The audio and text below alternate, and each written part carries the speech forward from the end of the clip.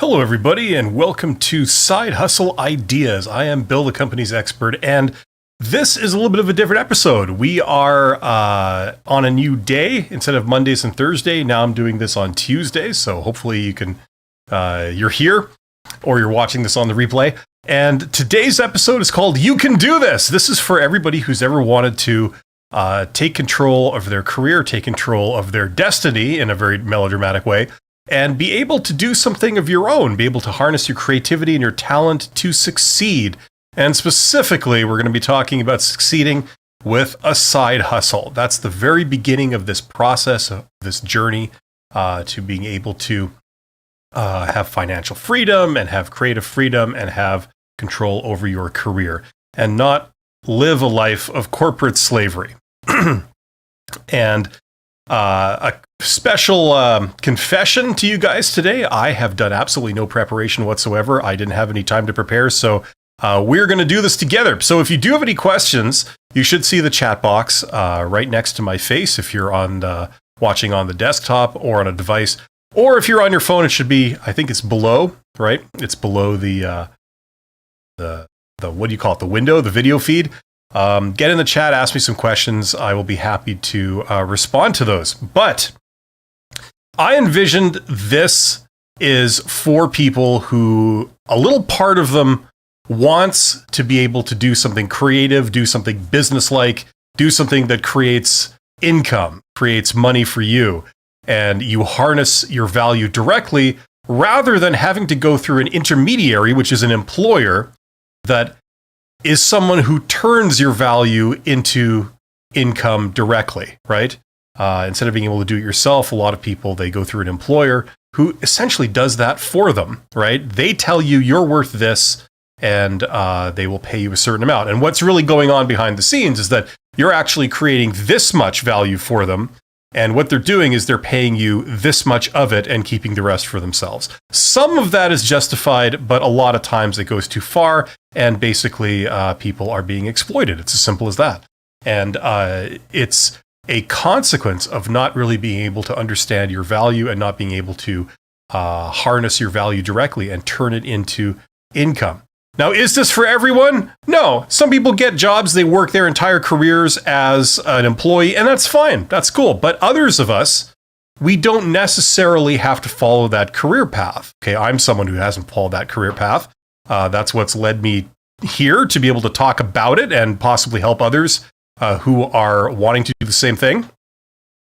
I see my feed is stuttering for some reason. There's a lag. A noticeable lag. Hopefully that's not affecting anything. Anyway, yeah, there's a lot of people that want to be able to do this. And when you're starting out in your 20s, okay, I know a lot of people on YouTube, the largest demographic, as I understand it, is people in their 20s, right? This is an absolutely incredible time. Usually it doesn't feel incredible at the time, but when you think about how much possibility you have, your abilities, how much passion and energy you have to do things, and all the different ways your life could go and what you could do. And certainly in terms of a career, there's a lot of possibilities and you have a lot of advantages at that age. Doesn't really seem like it. It's also the age where people are kind of stumbling around trying to figure out what they're going to do, right? If this is you, you can relate. You know what I'm talking about. And a great way into this is being able to do a side hustle. So hopefully you have some kind of career track that you're on. Okay, even if it's just getting casual jobs, right? That's fine. A lot of people do that in their 20s. And but you know, you have a little bit of creativity, a little bit of an entrepreneurial spirit, in the sense that, you know, you want to change the world, you want to contribute, you have your own voice. And this is a great thing. This is an absolutely great thing that it can be harnessed, and it can, what's the word?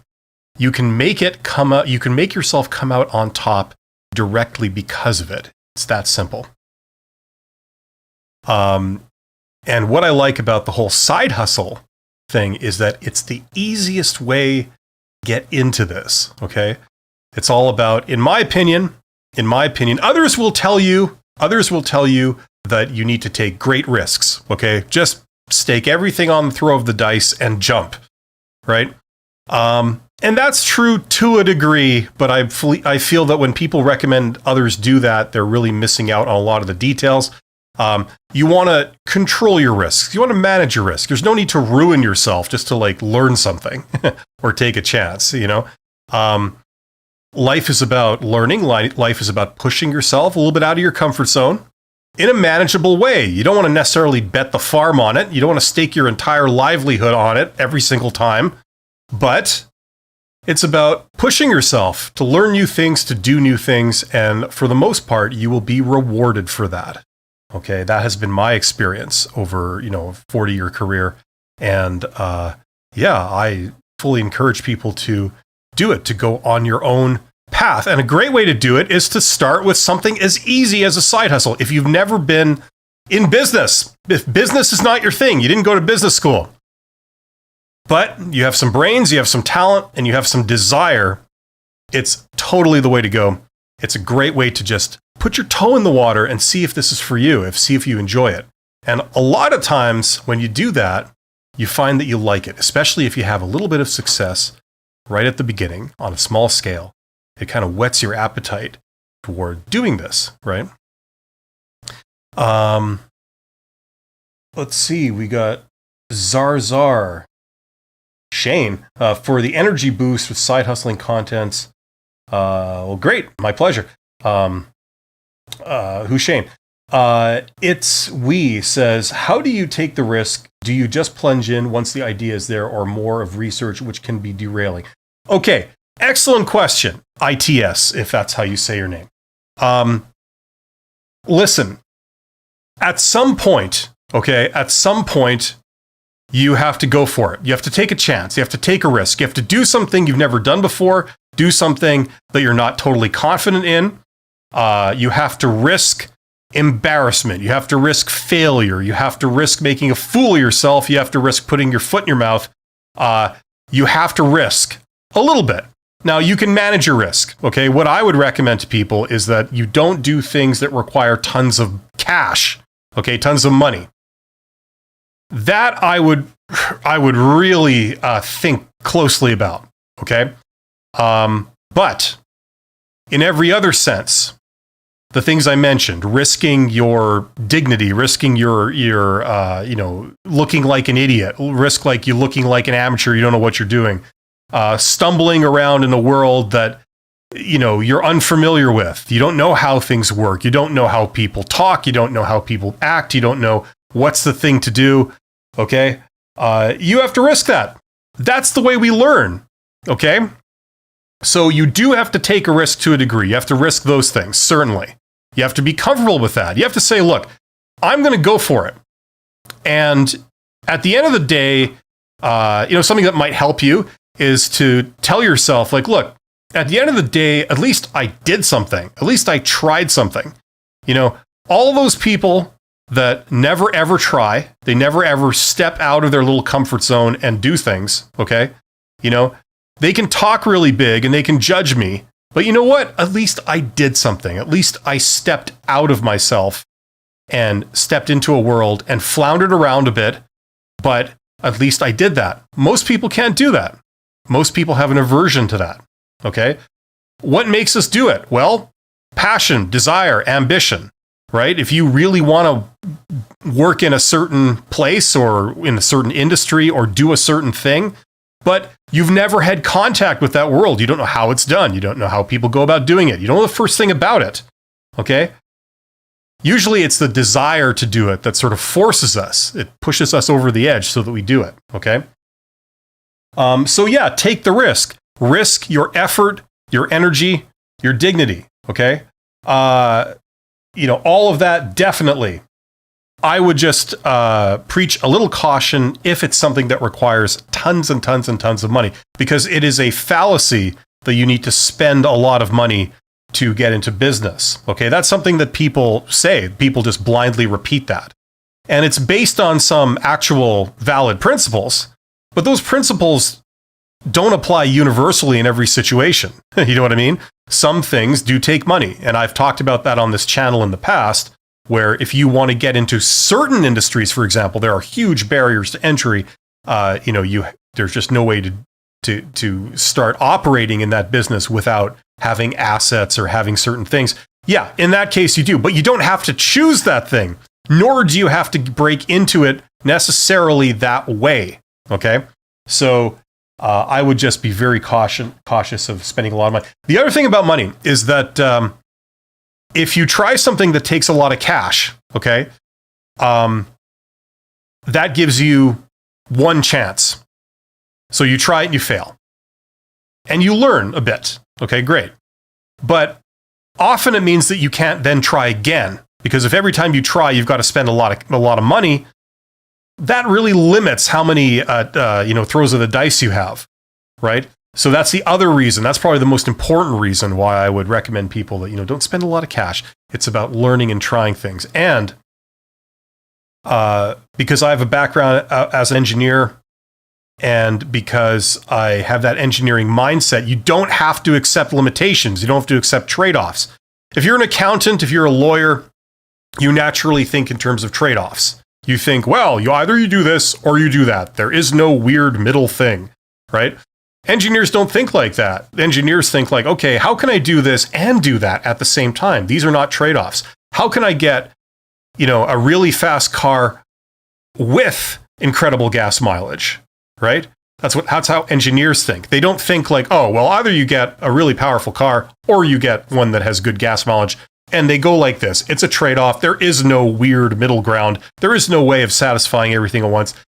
Instead, people like me, and I like to think a lot of creative people, you think like, okay, how can I get this and this at the same time? If I put a little thought into the problem here, I'm sure I might be able to find a way that kind of achieves those at the same time. And it is not a trade-off. And a lot of times when you apply that kind of thinking to some real-world challenges, you actually make a lot of progress.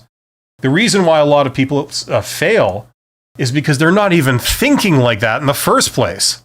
It's not because you're so much smarter than them. It just they never thought about that in the first place. Anyway, so hopefully that long-winded, convoluted answer makes sense. Thank you for the question. Dumpling Abroad says, hello, hello. That was a jingle, wasn't it? Hello, hello, hello. Other than taking a deep breath before doing something scary that I know I'd like to do, how do I stop hiding under the duvet in fear of failure? Okay, well, coincidentally, what I was saying a moment ago is part of the answer to that.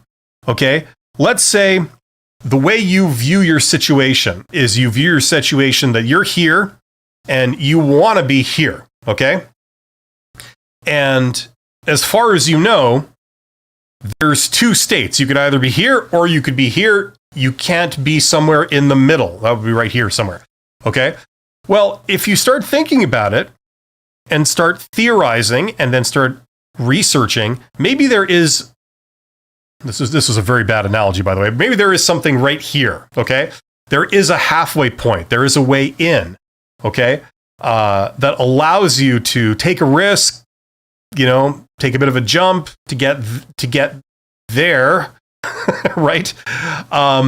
This is terrible. I should never have done that in the first place. But maybe there's something that is doable. That's an intermediary stage to get where you want to get. It isn't all or nothing. Okay. A lot of people, too often, I think they are convinced, usually by third parties, that it's all or nothing, and then usually how it goes is you have to spend a lot of money with them to get to that place, and usually it's false. Okay,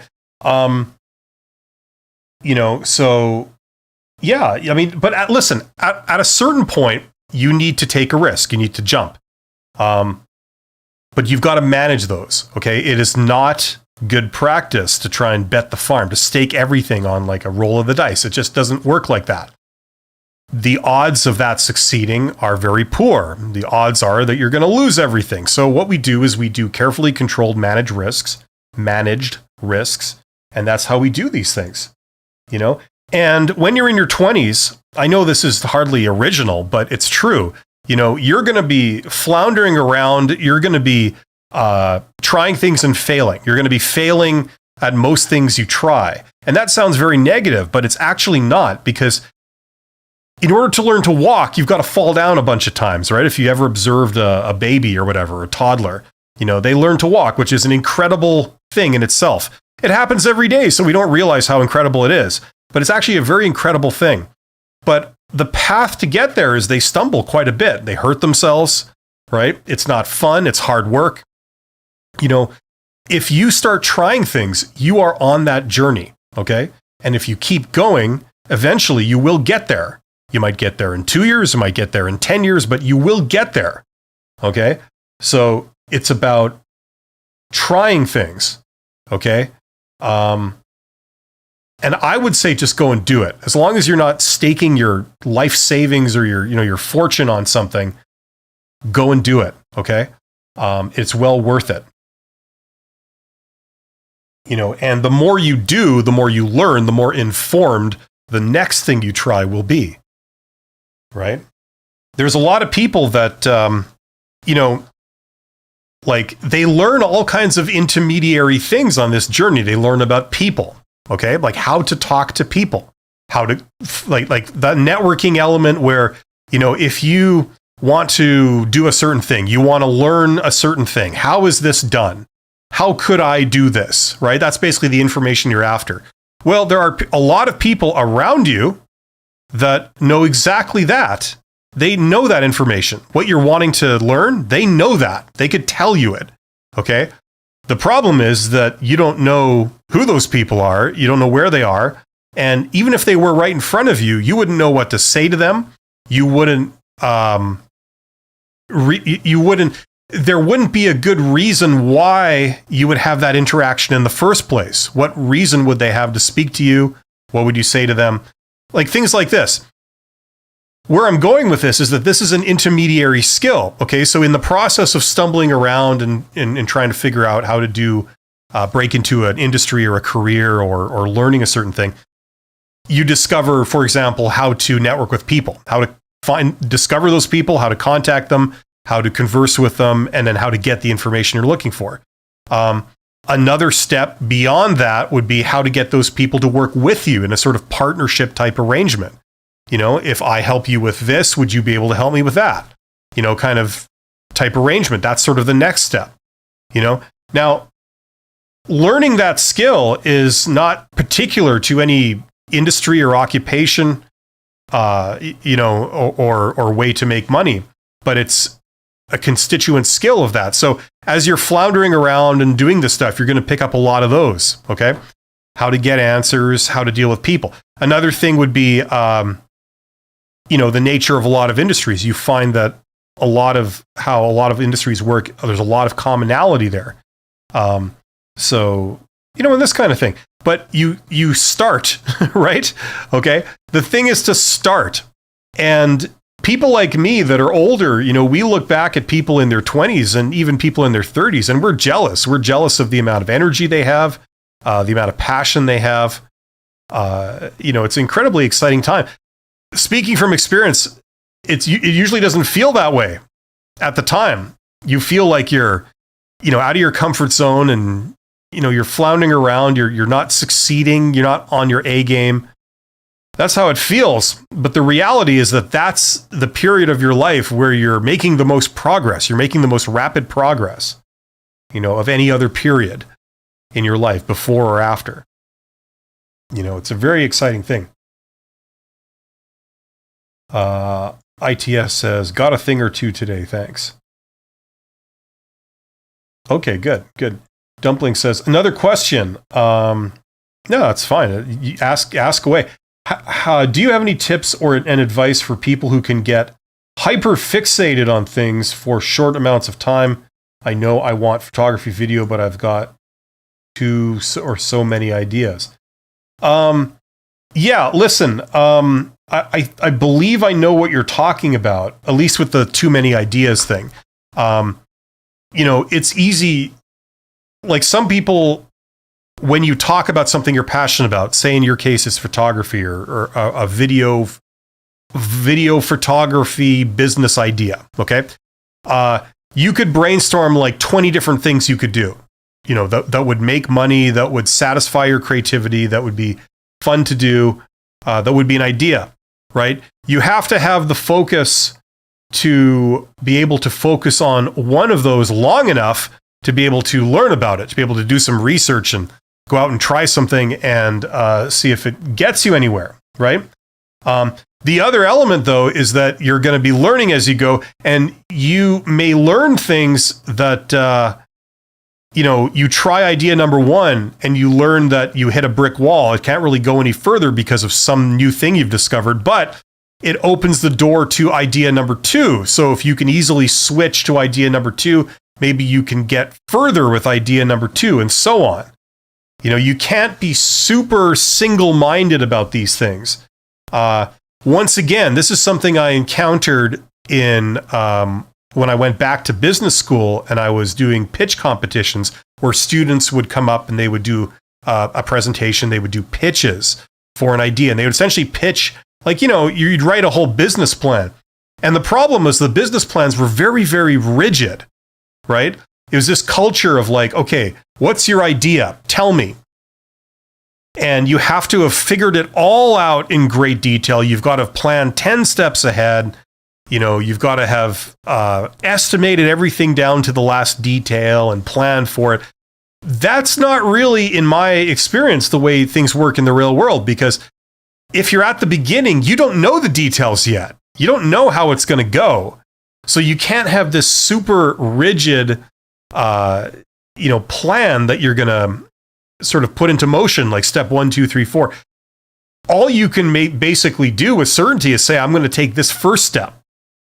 And then where you go from there, what the next step is, that will become clear after I've done the first step. But right now, before I've done the first step, I can't say what step number 2 is going to be, right?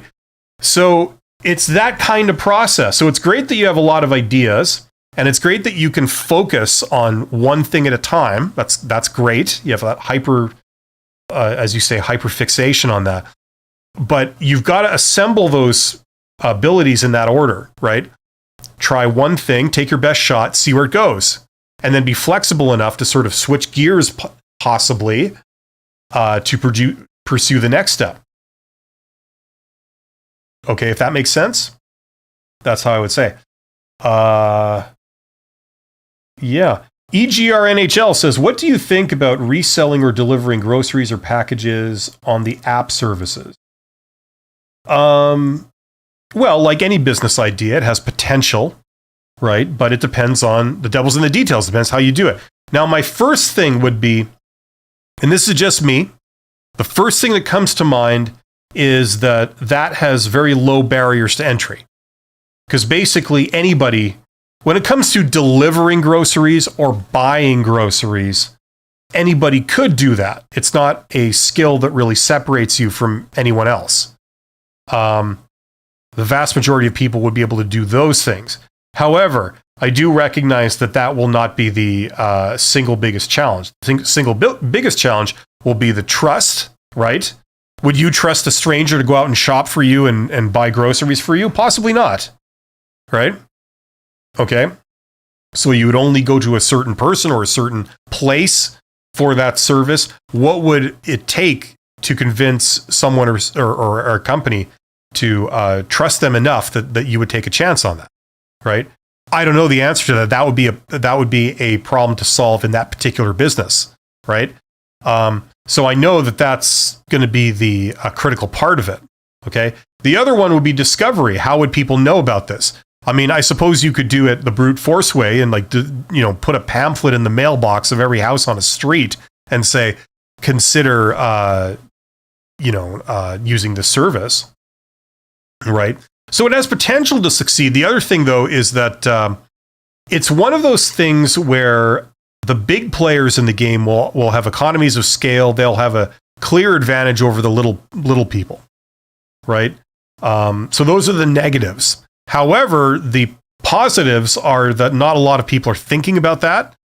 The big players in the game, the big grocery chains and stuff, their attention is elsewhere. They're not really focused on solving this particular problem right now. So maybe there's an area of opportunity right there for the little people, right?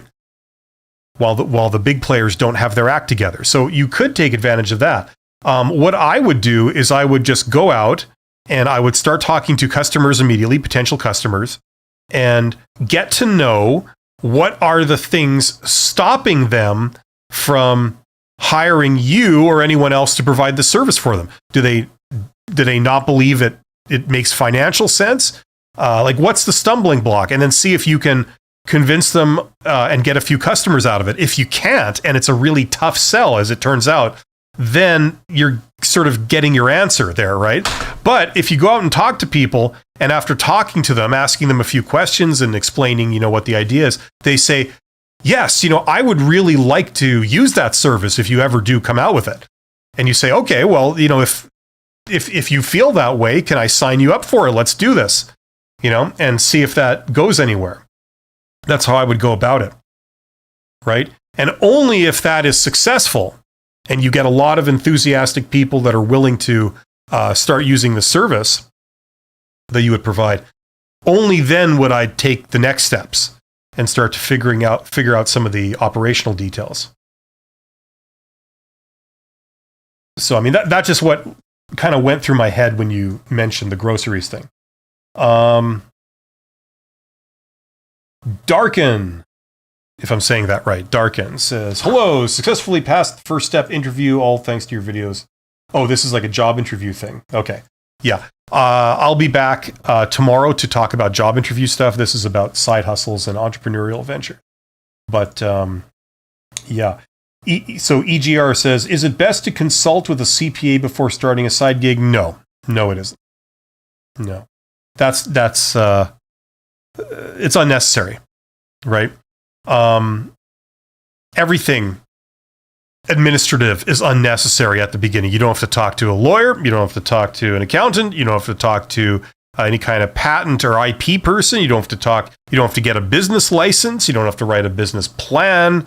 None of that is necessary to research your idea to see if it's viable, okay, to validate it. If you're going to validate an idea, go out and validate the idea, okay?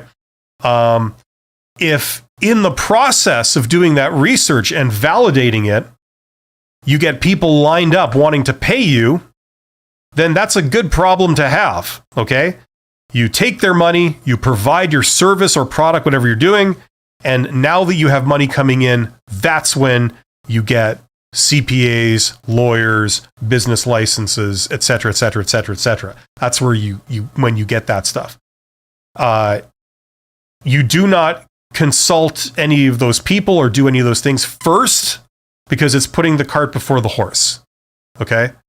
The biggest challenge you're going to have is not the administrative paperwork side. It's going to be trying to sell a certain thing and sell it at a profit. Okay? Now, if you can't do that, everything else is academic.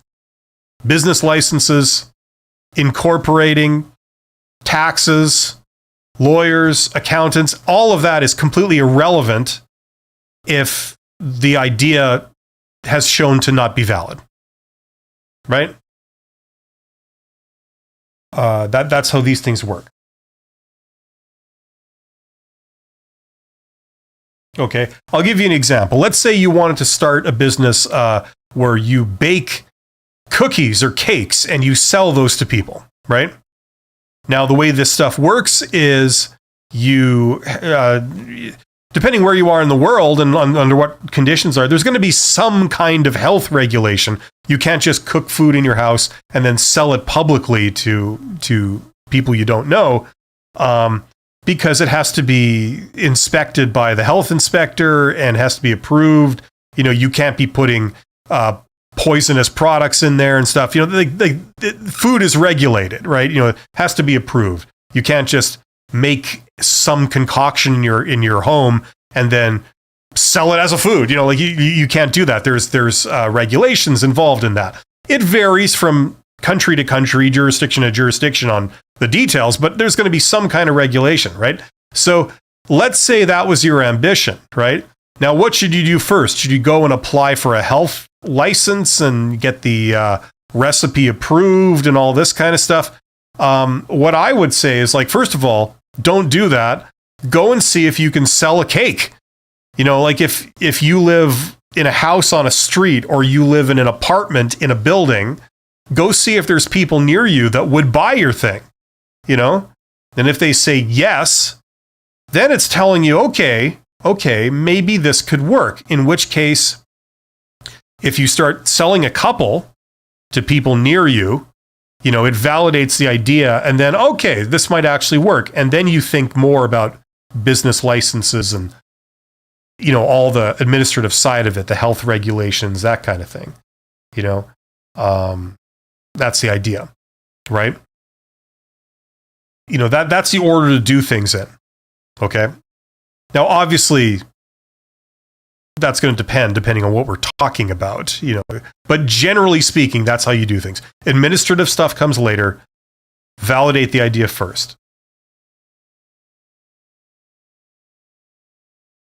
Yeah, don't worry about it, Darkin. Yes, I have a weekly live stream called How to Get Hired, Q&A, where it's like just answering questions in real time like this from people like yourself who are kind enough to send them in. That's the purpose of that stream. I do it once a week. I might add another live stream where I do that. But yeah, usually it's been on Wednesdays in the morning. So yeah, so come back then. You should be able to see the stream. It's scheduled on my channel, I believe. So yeah, I'm looking forward to having you show up for that. EGR says, is part of the research selling a product at a small scale such as eBay or determining demand by signing up to perform deliveries? Yes, the general rule is yes. The way to validate something really is to get someone to buy it, right?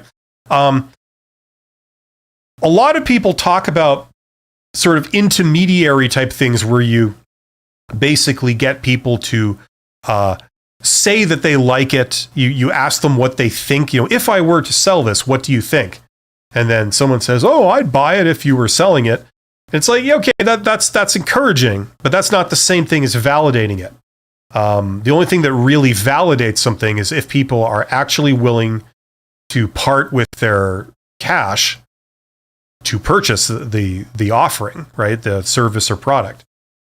Okay. And you don't know that until you offer it for sale and you see how many you sell, right? That's the only real way to validate something. Okay. So part of the research phase is figuring out what you're doing, how it works, how you can do something, how you can sell it, and then trying things. Okay. Now, for something like you mentioned eBay. Okay. Now, eBay is like same with Amazon. Okay. eBay and Amazon, they are part of the operations. Okay. So they physically allow you to offer something for sale so that buyers all over the planet could buy it online. Okay, that's great. But the big question is, what's going on with the marketing side? How would somebody halfway around the world become aware of this thing that you're selling and, you know, get it into their head that this is something that they should buy, right? Usually that requires some kind of promotion. You're going to try and get your message out. Hey, I've got this thing. Look at its picture. Isn't it shiny? Isn't it wonderful? Think how cool it would be if you had this. Here, you can read all about it. You know, you can really immerse yourself in it, how awesome it is, how well it's made and how it works and what it does. And, you know, and all of this serves to persuade someone, you know, maybe I should get this, you know. Right now, if eBay or Amazon is somehow doing that for you in some capacity, maybe. Like if it's something that people are searching for, and if they were to search on it, say on Amazon or on eBay, and your thing came up prominently, it came up first, it looked better than all the other offerings on there, you know, okay. This was a highly searchable thing that every day, you know, tens or hundreds of thousands of people are searching for on eBay, you know, and your thing keeps coming up. And it's featured very prominently in it, and it makes a very good case for itself. Like, okay, maybe that's enough. But a lot of products, that will not be enough. Okay, you will need to promote it. You will need to go out of your way to communicate a message to potential customers and say, check this out. This is a thing that you should be interested in. This will solve your problem, whatever. Right? So that would be that's the first thing that came through my head when I read your talking about selling a product on a small scale such as eBay. You could throw something on eBay, but how do people know it's there? What's to prevent it from just sitting there for years without anybody really giving it a second thought? Okay, so it's stuff like this that people should be thinking of. Doing that research phase, just try stuff, try it. Go out and learn, go out and try things, see where you get. And if you fail, or if you fail partially, okay, I know it's disappointing. There's nothing I can say to you that will make it not disappointing. But remember this, okay? This is the steps to succeeding. Okay? A lot of times we start stuff and we kind of hope it'll be like a hole in one. It'll be like instant success. A lot of times it doesn't work that way. A lot of people give up at that point. But the people that persist through it, they say, look, okay, I tried this and I failed, but I learned something interesting. And I learned a hell of a lot. I'm going to try something else. Right? And if you keep doing that, you succeed. Sooner or later, you do. So that's the name of the game. Take all that energy that you have in your 20s and use it to try stuff. Okay? Do it responsibly, but try things. Push yourself. Get out of your comfort zone and learn about it. Okay? If you're thinking of an actual business idea for like a side hustle or even beyond a side hustle, go for it. Don't worry about administrative stuff. Don't worry about the things holding you back. Go out and put it out there. Start talking to people. Start doing things. And it's like stepping into a wonderful world full of possibilities. The end result is a place where you can make money directly. You don't need anyone's permission. You don't need to worry about employers. You don't need to worry about a job. You don't have to worry about things like layoffs, or employment insurance. You don't have to worry about any of that. You want to make money, you know exactly what to do to go out and make money. Bam. You want to make more money? You work a little harder. Bam. You want to make even more money? You find a way to work a little smarter. Bam. There you go. Wouldn't it be great to do that? It all starts with this. So that's what I want to impress upon everyone. I have to wind it down. There are 12 of you guys here. Thank you for joining me live. I will be doing another one of these next week, Side Hustle Ideas. So come back and join me for that. In about, half an hour or something, or 20 minutes, I am actually doing another live stream called Introverts Are Awesome. So if that's something that appeals to you, tune in for that. Thanks so much, everybody. You guys are awesome, and I wish you the best of luck. Take care.